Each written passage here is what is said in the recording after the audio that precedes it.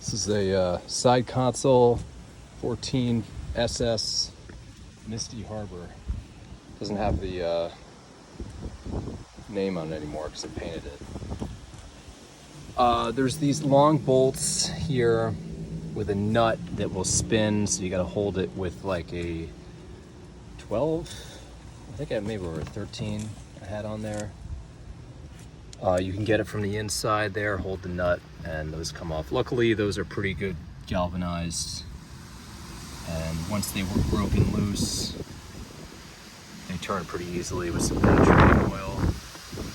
Then you can flip this unit around, right? So it's like this, they unbolt it, and then you've got 3 screws to take off this. This just pulls out. I thought at first you had to take off that, but nope, just pulls apart. And I've got a wasp nest in there. But it looks pretty good. Just I'm gonna grease that, maybe clean up a few things, but we're going for the ignition switch.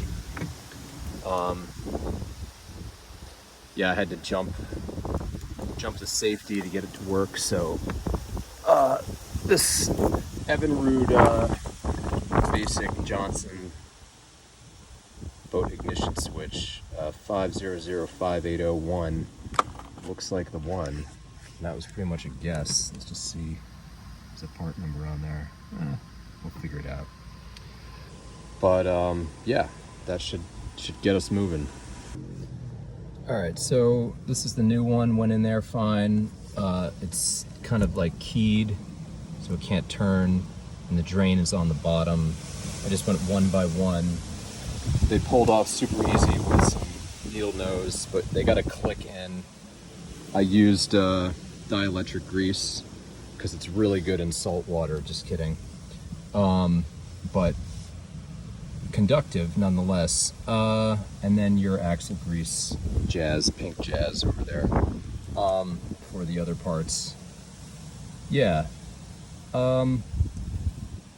Seems to be fine. I never knew what this was, but apparently it looks like it's some sort of cruise control. So maybe when things were getting too tight on the shifting, that was because the cruise control was on. Anyway, put it back together now. Pretty quick job. Not too bad. Once the switches out and you're just clicking in the things one by one at a time.